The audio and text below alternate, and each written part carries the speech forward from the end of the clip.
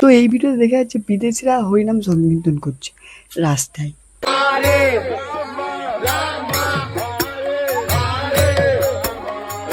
একটা কথা বলো, এরা বিদেশি, এরা ভালো করে বাংলা বুঝে না, তাও এরা হরিনাম সংকীর্তন করছে।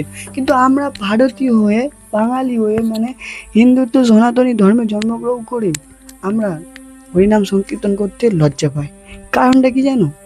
কারণটা হচ্ছে আমাদেরই ধর্মের কিছু কিছু ব্যক্তি আছে যারা বলে যে এখন এত তাড়াতাড়ি হরিনাম করে কি হবে, আরে তুই হরিনাম করু, তুই বড় প্রভু হয়ে গেছি রে ভাই, এরকম করে যারা ট্রোল করে তাদেরকে আমি একটাই কথা অনুরোধ করে বলছি যে হিন্দু ধর্মে শুধু হিন্দু ধর্মের জন্মগ্রহণ নয়, তোমরা যদি নাও হরিনাম সংকীর্তন করতে পারো তাহলে অন্য কাউকেও বাধা দিও না, এটাই আমার কাছে রিকোয়েস্ট।